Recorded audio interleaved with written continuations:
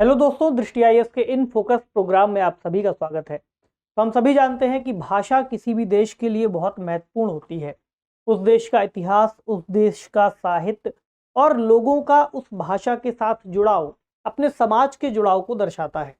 ऐसा ही जुड़ाव भारत के अंतर्गत भी कई सारी भाषाओं के रूप में मौजूद है। क्योंकि भारत के लिए अच्छी बात यह है कि भारत में बहुत सारी भाषाएं हैं और भारत बहुभाषी एक देश है।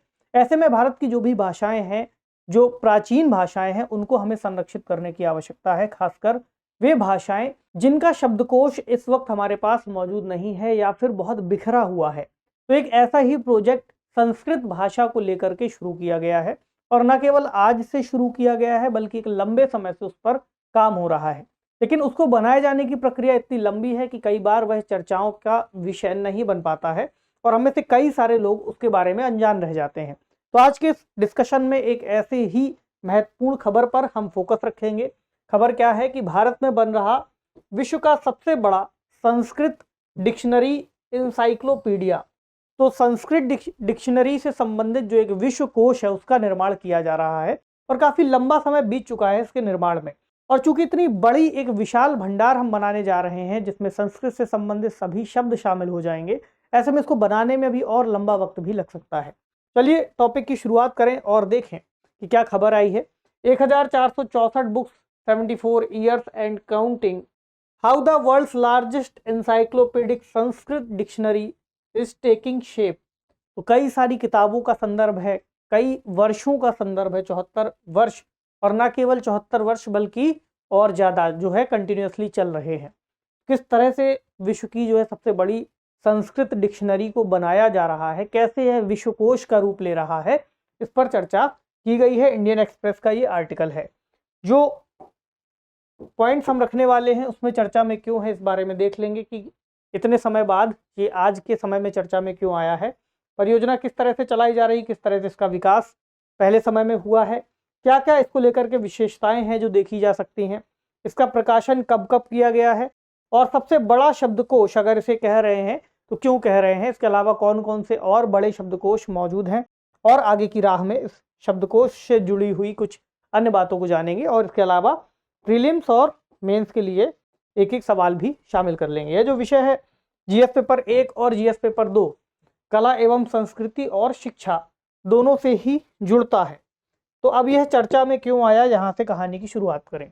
तो पुणे का एक इंस्टीट्यूट है, Deccan college post graduate and research institute, जहां पर संस्कृत और एक शब्दकोश से जुड़ी जो प्रमुख पढ़ाई है पीएचडी या उसके बाद की, वो यहाँ पर होती है। एमए लेवल पर पीएचडी डिग्री को लेकर के तो यहाँ पर एक प्रमुख विभाग है जो कि शब्दकोश से जुड़ा काम कर रहा है।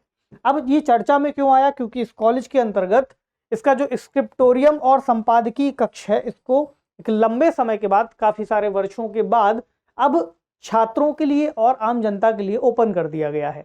तो इसको जब खोल दिया गया है तो आम लोग अब जा करके यहाँ पर चीज़ों को देख सकते हैं, किस तरह से काम हो रहा है उस बारे में जान सकते हैं, और किस तरह से उसका संग्रह किया गया है, प्रमुख शब्दों का शब्दकोश कैसे बनाया गया है उसको देख सकते हैं। तो संस्कृत भाषा से जुड़ा हुआ यह पूरा प्रोजेक्ट है जो यहाँ पर चलाया जा रहा है, जिसके बारे में अब जानकारी सामने आ रही है। ऐसा नहीं कि अभी आ रही, पहले भी कई बार आ चुकी है। क्योंकि इस समय चर्चा में है इसलिए इसको हमने परीक्षा के लिए महत्वपूर्ण मानते हुए शामिल कर लिया है। यहाँ पर बात आएगी शब्दकोश की। शब्दकोश से ही बात शुरू करें। यहाँ पर ही दो शब्द मिले हुए आपको दिख रहे हैं, शब्द और कोश, यानी शब्दों को रखने वाला एक संग्रह, जहाँ पर विशेष रूप से किसी भी शब्द से जुड़े जो कई सारे अर्थ हो सकते हैं, अलग अलग संदर्भ हो सकते हैं, उसके बारे में जानकारी मिलती है। जैसे कि अगर हम इंग्लिश से हिंदी डिक्शनरी की बात करते हैं या हिंदी से इंग्लिश डिक्शनरी की बात करते हैं, यहाँ पर भाव बदलता है। कोई शब्द जो इंग्लिश के लिए इस्तेमाल होता है, मान लीजिए वाटर की बात करें तो वाटर का मतलब पानी होता है, ठीक। तो एक हिंदी का शब्द पानी मिल गया। इसके अलावा अगर हम जल की बात करें तो जल माने भी पानी हो सकता है, हालांकि दोनों के संदर्भ बदल जाते हैं। जल का प्रमुख रूप से उपयोग जो जल शब्द है कहाँ मिलता है, जहाँ हम कहें किसी पूजा पाठ वाले कार्यों में, तो कोई ये नहीं कहता कि पानी ले आइए, कहते हैं जल ले आइए, ठीक। उसी तरह पानी शब्द का अपना एक महत्व है। तो अलग अलग शब्द का किस किस संदर्भ में क्या क्या महत्व हो सकता है, क्योंकि हम लोग इनके बारे में जान रहे होते हैं तो हमें बहुत आसान लगता है, लेकिन जैसे ही कोई नई भाषा हमारे सामने आएगी, जब तक उसका शब्दकोश ऑनलाइन या ऑफलाइन हमारे पास उपलब्ध नहीं होगा तो उस भाषा को सीखने में हमें समस्या आएगी, या फिर नई पीढ़ी उस भाषा को अगर समझेगी तो दिक्कत आएगी। इस लिहाज से शब्दकोश अपने आप में बहुत महत्वपूर्ण है, ताकि कोई भी नया व्यक्ति जो उस भाषा को नहीं जानता है उसको सीख सके। अब चूंकि संस्कृत इतनी पुरानी भाषा है, तो संस्कृत से जुड़े हुए जो शब्द हैं, जो महत्वपूर्ण शब्दावलियां हैं, या फिर हम कहें मूल जो पाठ हैं, या हम कहें कई सारे जो लेखन है, जो साहित्य है, वो इतना पुराना हो चुका है और इतना ज़्यादा बिखरा हुआ है कि एक जगह उसका संग्रह नहीं मिलता। ऐसे में अलग अलग स्तर पर अलग अलग शब्द आते हैं, अलग अलग संदर्भों में उनका भाव अलग होता है। इस लिहाज से उसको एक साथ जोड़ने के लिए, एक जगह पर एकत्रित करने के लिए, ताकि नई पीढ़ी उसको सीख सके, समझ सके, जान सके, इसलिए फिर इस तरह के शब्दकोश का विकास किया जा रहा है। और चूंकि भारत के संदर्भ में संस्कृत भाषा बहुत पुरानी है, इसलिए भी इसको बनाया जाना बहुत महत्वपूर्ण है। तो ये जो परियोजना है काफ़ी बड़ी परियोजना है, एक विशाल शब्दकोश परियोजना है। की शुरुआत 1948 से दिखाई देती है और ऐसा कहा गया है कि इसमें लगभग 20 लाख तक शब्द शामिल हो जाएंगे जब यह पूरी तरह से बन जाएगा। ठीक, तो दुनिया का सबसे बड़ा संस्कृत शब्दकोश भी ये कहलाएगा। इसकी शुरुआत किसने की थी? इसका जो काम है डॉक्टर एस.एम. कात्रे जी ने 1948 में इस परियोजना की परिकल्पना रखी और शब्दकोश के पहले जनरल एडिटर भी ये बने। इन्होंने उस समय इसकी शुरुआत की और कई सारे लोगों को, फिर कई सारे विद्वानों को जोड़ते हुए इसको आगे बढ़ाया। इसके अलावा इनके परिचय में और देखें तो डेक्कन कॉलेज में भारत के सबसे पुराने आधुनिक भाषा विज्ञान विभाग के संस्थापक के रूप में जाने जाते हैं और भाषाविद और संस्कृत के प्रोफेसर भी रहे हैं। अब इन्हीं के काम को फिर आगे बढ़ाते हुए अगला जो नाम आता है प्रोफेसर ए.एम. घटगे जी का आता है। इनके अलावा कई सारे लोगों ने बहुत ज़्यादा जतन से, श्रमसाध्य तरीके से, धैर्यपूर्वक कहें, अथक प्रयासों से इस काम को आगे बढ़ाया है। क्योंकि इतना सारा साहित्य मौजूद है, इतनी बड़ी संख्या में पुस्तकों को पढ़ा गया है, इतनी बड़ी संख्या में जो प्रोजेक्ट्स हैं उसमें अलग अलग स्तर पर उनको शामिल करना, जरा एक बार कल्पना करके देखिए कि आज तो जो भी चीज़ें हैं डिजिटली उपलब्ध हो जाती हैं। जब जिस समय रजिस्टर और पर्ची का ज़माना हुआ करता था, उस समय यदि किसी को इस तरह का काम करना हो तो इसके लिए कितने सारे कागज़ पेपर पर कितनी सारी महत्वपूर्ण चीज़ों को निकालना, उनको लिखना कितना महत्वपूर्ण काम होता है। और वर्तमान समय में संस्कृत के लगभग 22 संकाय और शोधकर्ताओं की एक टीम इस पर काम कर रही है और इस शब्दकोश के 36वें खंड के प्रकाशन पर फिर अभी काम चल रहा है। अभी इसमें पहला अक्षर आ शामिल है। आ से संबंधित जो भी शब्द हैं, आ से मान लीजिए कोई शब्द अग्नि हो सकता है, ठीक, कोई शब्द और हो सकता है, तो उसको शामिल करने के लिए फिर यहाँ पर शुरुआत चल रही है। 1948 से 1973 के बीच में लगभग 40 विद्वानों ने 62 ज्ञान विषयों में फैली हुई 1464 पुस्तकों का अध्ययन किया। मतलब 62 अलग अलग विषयों में शामिल हो सकते हैं शब्द, यानी कि लगभग 1400 ईसा पूर्व पुराने ऋग्वेद से लगा करके 1850 ईस्वी के हास्यार्णव तक, ठीक, जो कि एक राजनीतिक ग्रंथ के रूप में देखा जाता है। तो न केवल इतना बल्कि इसमें अलग अलग, चूंकि ऋग्वेद है तो इसमें वेद हो गया, दर्शन, साहित्य, धर्मशास्त्र, वेदांगों का ज्ञान, व्याकरण, तंत्र, कोई महाकाव्य हुआ जैसे महाभारत की बात कर लें, रामायण की बात कर लें, गणित से संबंधित जो भी ग्रंथ मौजूद रहे, वास्तुकला, चिकित्सा, पशु चिकित्सा, कृषि, संगीत, शिलालेख, इंडोर गेम, युद्ध, राजनीति और संकलन और शब्दकोश, जो भी महत्वपूर्ण चीज़ें मिली उन सभी को फिर एक बार पढ़ करके उनसे ही महत्वपूर्ण शब्दों को निकाल करके इसको बनाया गया और हर शब्द का विवरण एक पर्ची पर नोट कर लिया जाता था और ऐसी लगभग 1 करोड़ संदर्भित पर्चियां तैयार की गई, जिनको बनाने में 25 सालों का समय लगा और फिर इनको बना करके इस तरह के लोहे के कंटेनर्स में रख दिया गया ताकि ये सुरक्षित रह सके।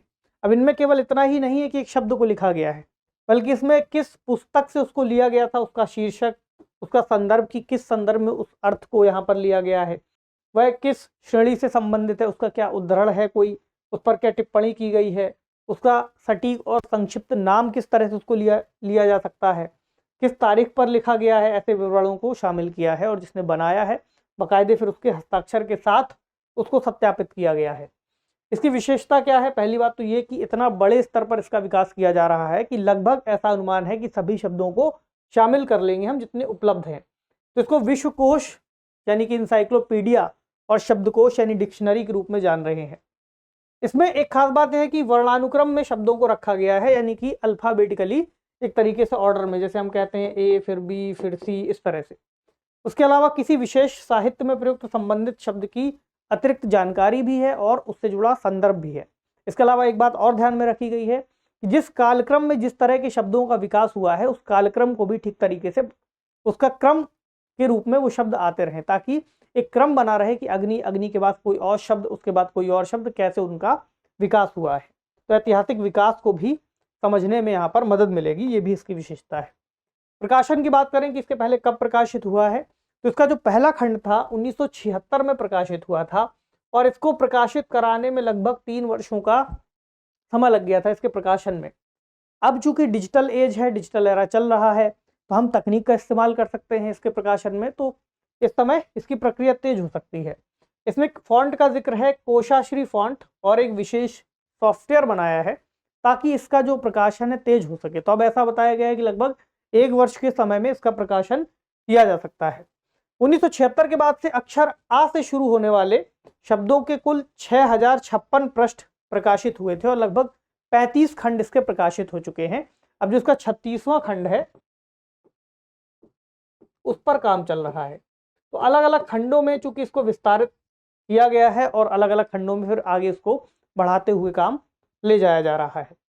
तो सबसे बड़े शब्दकोश में बात करें कौन कौन से शब्दकोश शामिल हैं।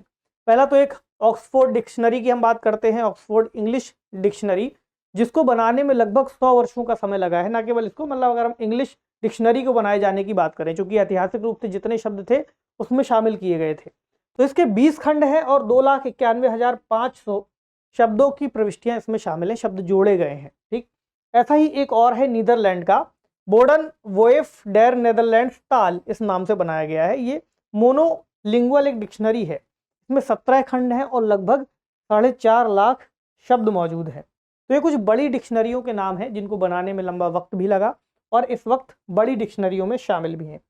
अब जो हम संस्कृत वाली बना रहे हैं उसमें क्या होगा, तो उसके हमने देख लिया कि 35 खंड प्रकाशित हो चुके हैं और इन 35 खंडों में लगभग 1.25 लाख शब्द शामिल हैं।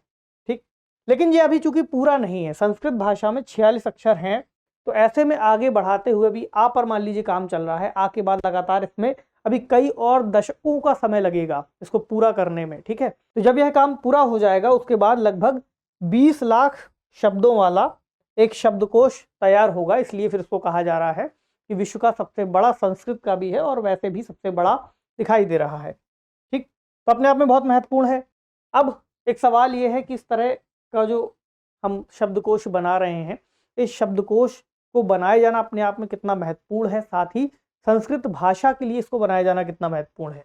पहली बात तो यह है कि संस्कृत भाषा में जब तक उसका शब्दकोश नहीं होगा किसी भी भाषा का, तो फिर कैसे वह आने वाली पीढ़ी के लिए किसी काम की भाषा हो सकती है। या फिर अगर उसका मान लीजिए कोई मूल टेक्स्ट है, उसमें कोई साहित्य लिखा गया है, तो उसको पढ़ने वाले को जब वह समझ में ही नहीं आएगा, मान लीजिए कोई व्यक्ति अथक परिश्रम करके उसको पढ़ना भी चाहे, आप और हम उसको पढ़ना चाहें, तो अगर संस्कृत भाषा आती है तब तो अर्थ पता चलेगा। अर्थ पता करने के लिए कुछ शब्दों के अर्थ मिल जा रहे हैं, कुछ के अर्थ नहीं मिल रहे। ऐसे में एक प्रामाणिक दस्तावेज का होना बहुत आवश्यक है। तो संस्कृत भाषा को जीवित रखने में इसका योगदान है। दूसरा, चूंकि संस्कृत भाषाविदों की कमी है और भाषा की पढ़ाई भी कमजोर है, इस लिहाज से भी इसको बनाया जाना महत्वपूर्ण है, क्योंकि इससे इस दिशा में भी जो लोग हैं उनको आसानी होगी, जो लोग सीखना चाहते हैं उनको आसानी होगी। इसके अलावा शास्त्रों और साहित्यिक कृतियों के लिए पाठकों की आवश्यकता है, वही बात हमने जिक्र किया। तो जो शास्त्र हैं या साहित्यिक कृतियां हैं उनको कोई पढ़ तभी पाएगा जब तक वो विशेषज्ञ नहीं होगा, या फिर वो पहले से संस्कृत जान रहा हो या फिर पहले सीख करके आए। इस लिहाज से ही बहुत महत्वपूर्ण है। अगला, इसके लिए हमें युवाओं को प्रेरित करना होगा ताकि वो इस साहित्य को सीख सकें। तो बहरहाल अभी चूंकि ये हार्ड कॉपी में उपलब्ध है, ऐसे में आने वाले समय में जब इसका डिजिटल संस्करण आ जाएगा तब फिर लोगों के लिए बहुत सहूलियत हो जाएगी और इसमें इस कोश श्री सॉफ्टवेयर और उसके ही अंतर्गत एक वेबसाइट का निर्माण करेंगे जिसमें फिर ये उपलब्ध रहेगा और लोगों को, जो लोग संस्कृत सीखना चाहते हैं, इससे काफ़ी मदद मिलेगी। तो एक बहुत ही अच्छा कदम है जिसके बारे में कम ही लोग जानते हैं, लेकिन इसके बारे में जानना भी महत्वपूर्ण है और अगर इससे जुड़ा कोई सवाल पूछा जाए, चूंकि चर्चा में है, तो हम उसका जवाब दे पाएँ।